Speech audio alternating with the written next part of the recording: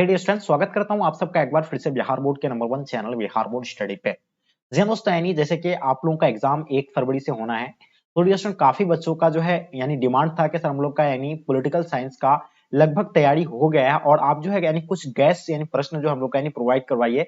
तो dear students, so finally हम लोग जो है 50 वीवीआई वायरल क्वेश्चन को यानी हम लोग गैस किए हैं और जो बिहार बोर्ड द्वारा चुना गया स्पेशल प्रश्नों का ही जो हम लोग गैस करके लेके आए 50, जिसमें हम लोग कई अनुभवी शिक्षकों द्वारा मिल करके जो है ये इन 50 क्वेश्चन को आपको यानी प्रोवाइड कर रहे हैं। तो बिल्कुल अच्छे से आप लोग अध्ययन कर लीजिए। अगर जिसकी भी तैयारी नहीं हो पाई है, इन 50 क्वेश्चन को अच्छे से रीड कर लीजिए। यहाँ से आपको काफी एग्जाम में क्वेश्चन देखने को मिलेंगे। तो डियर स्टूडेंट, जितने सारे बच्चे आप लोग नए हैं, चैनल को आप लोग सब्सक्राइब कर लेंगे।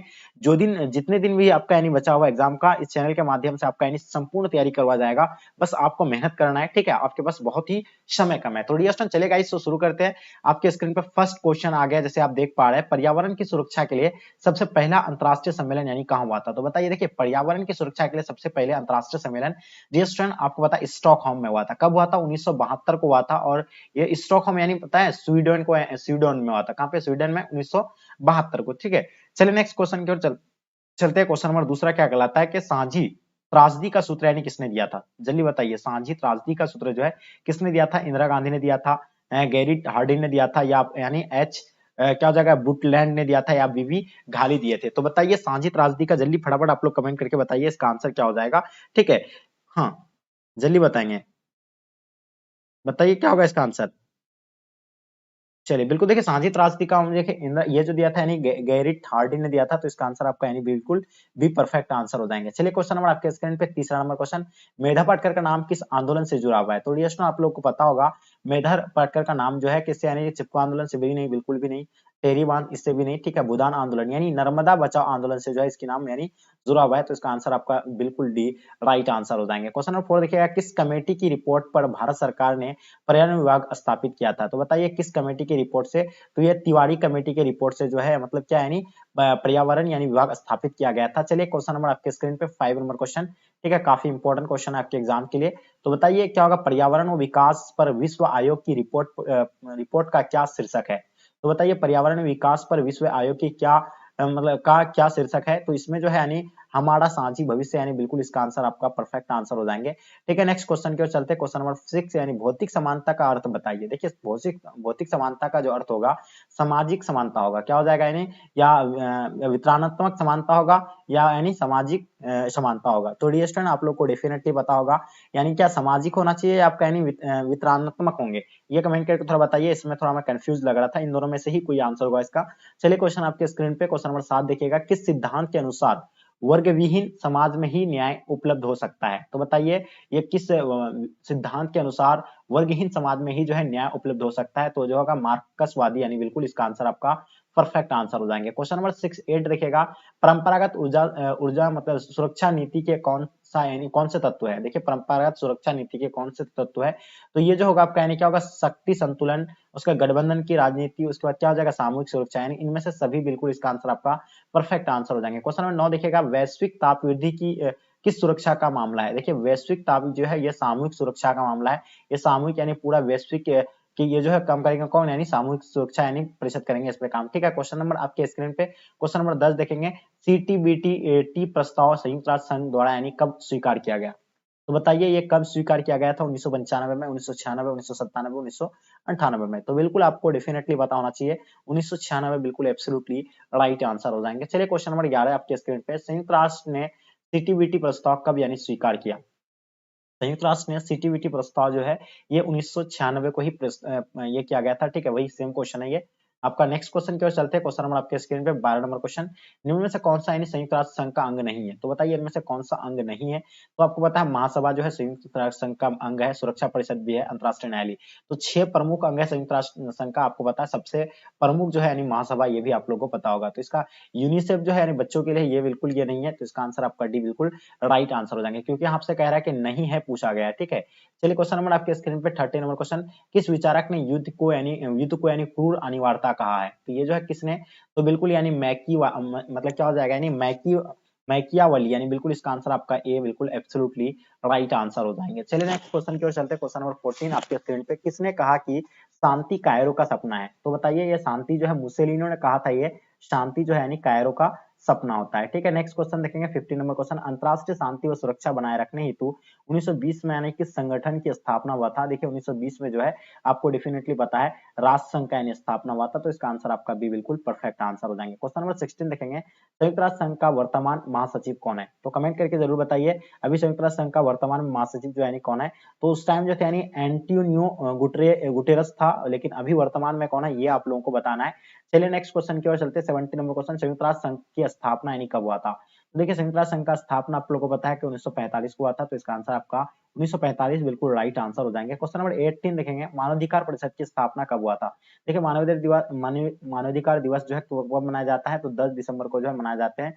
ये तो सब बच्चों को पता होगा, ठीक है, बिल्कुल आप सब बच्चों को पता होगा, ठीक है। और ये इसका आंसर आपका यानी 2006 को जो है मानवाधिकार परिषद दिवस मतलब परिषद की स्थापना हुआ था। क्वेश्चन देखेंगे 19 नंबर क्वेश्चन आपके स्क्रीन पे, काफी इंपॉर्टेंट क्वेश्चन है, जल्दी बताइए। विश्व व्यापार संगठन निम्नलिखित में से यानी किस संगठन का यानी उत्तराधिकारी है? तो ये जो है क्या है, general agreement on trade and traffic, यानी बिल्कुल इसका आंसर आपका ये जो है बिल्कुल एब्सोल्युटली राइट आंसर हो जाएंगे। क्वेश्चन नंबर 20 देखेंगे, संयुक्त राष्ट्र संघ की स्थापना की मतलब स्थापना के उत्तरदायी तत्व इनमें से कौन नहीं है?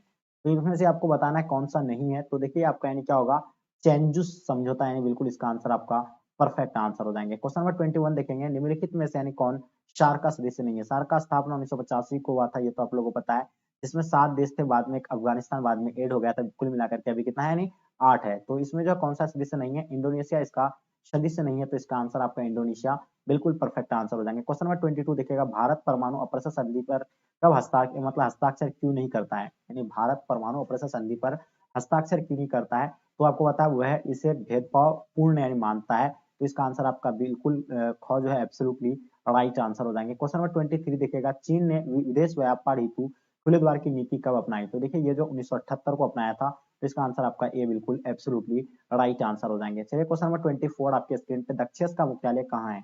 तो बताइए दक्षेस का मुख्यालय के बारे में आप लोग को डेफिनेटली पता है, दक्षेस का मुख्यालय जो है कहाँ पे यानी काठमांडू में है, तो बिल्कुल इसका आंसर आपका option C will be the right answer हो जाएंगे। ठीक है, नेक्स्ट क्वेश्चन की ओर चलते हैं। क्वेश्चन नंबर 25 आपके स्क्रीन पे, निम्नलिखित में से यानी कौन सा कथन जो है सत्य है? तो इनमें से यानी कौन सा कथन सत्य है?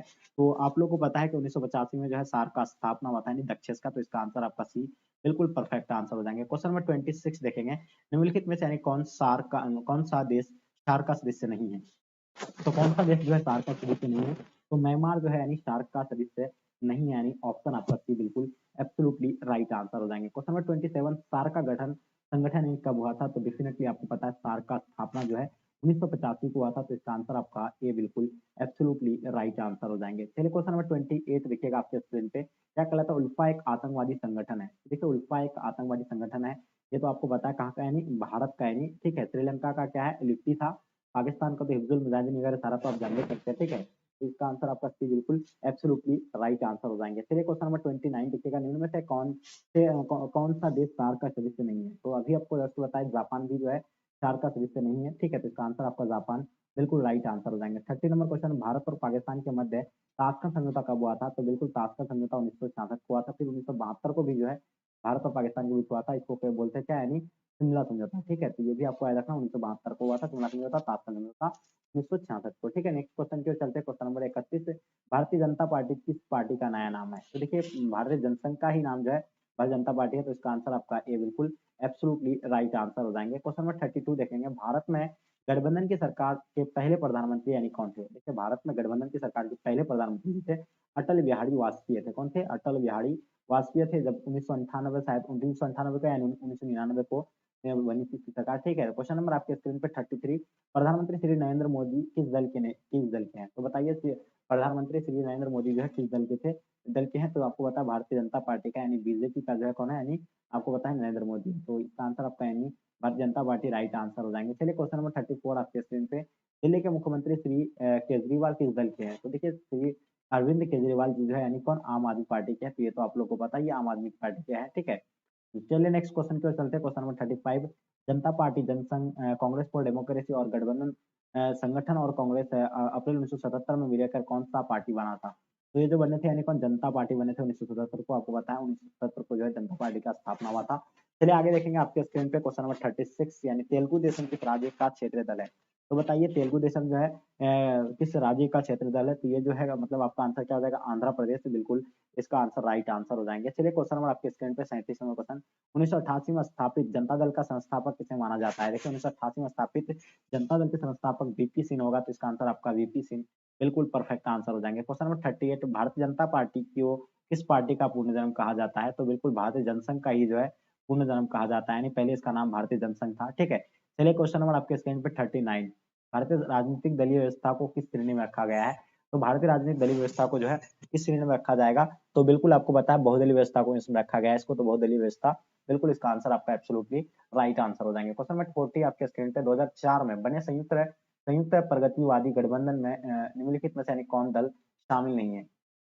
देखिए 2004 में बने संयुक्त प्रगतिवादी गठबंधन में निम्नलिखित में से कौन सा दल जो है यानी नहीं सम्मिलित नहीं है? तो बिल्कुल आपको पता है भाजपा, इसका आंसर आपका डी बिल्कुल राइट आंसर हो जाएंगे। चलिए क्वेश्चन आपके स्क्रीन पे 41, देश में आंतरिक गड़बड़ी के कारण संकटकालीन स्थिति यानी की घोषणा कब हुई थी? देखिए देश में आंतरिक गड़बड़ी के कारण संकटकालीन की स्थिति जो आता है 1975 को, ठीक है।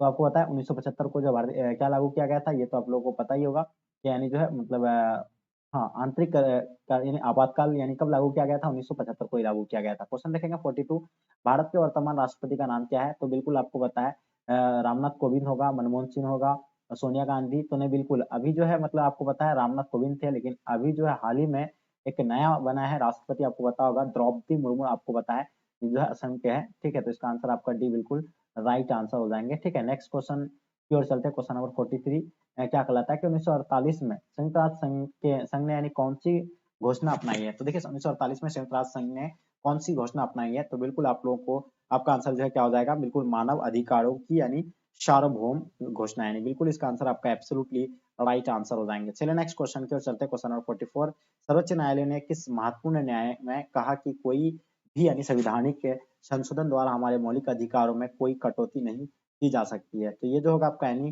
गोलकनाथ केस यानी 1967, बिल्कुल इसका आंसर आपका एब्सोल्युटली राइट आंसर हो जाएंगे। चलिए नेक्स्ट क्वेश्चन की ओर चलते हैं 45, देश की रक्षा करना का यानी कर्तव्य किस कोटि में आता है? तो ये जो आता है किस कोटि के अंतर्गत आता है?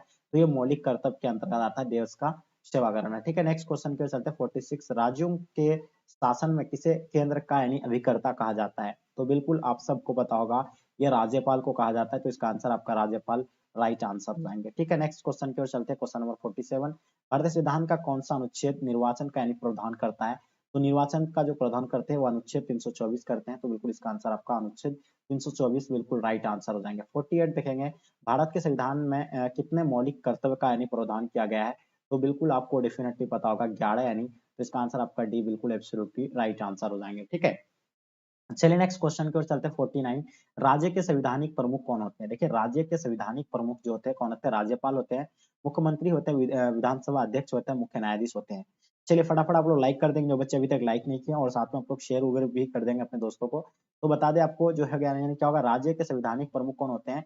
तो बिल्कुल ये राज्यपाल होते हैं, तो इसका आंसर आपका राज्यपाल बिल्कुल परफेक्ट आंसर हो जाएंगे। क्वेश्चन नंबर 50 देखेंगे, क्या कहलाता है भारत में कितने राज्यों में यानी द्विसंदानात्मक यानी मतलब व्यवस्थापिका है? 7, 8 या आगे देखिएगा 6, 9। तो बिल्कुल आपको पता है ये जो है इसमें कितना है नहीं, तो बिल्कुल आपको पता होगा 6 बिल्कुल परफेक्ट आंसर हो जाएंगे, ठीक है। तो जितने सारे बच्चे आप लोग 6 बताएं, बिल्कुल आप सब बच्चों का आंसर परफेक्ट हो जाएंगे। यानी भारत में कितने राज्यों में यानी द्विसंदात्मक व्यवस्था है? तो ये आपको बताया नहीं 6 है, ठीक है। तो डियर स्टूडेंट इसमें हम लोग जो है 50 मोस्ट वीवीआई आपका जो है बिल्कुल यानी कवर किए हैं, ठीक है। तो आपको यानी काफी यहाँ से जो है हेल्पफुल होने वाला है, तो आप लोग अच्छे से नोट कर लीजिएगा।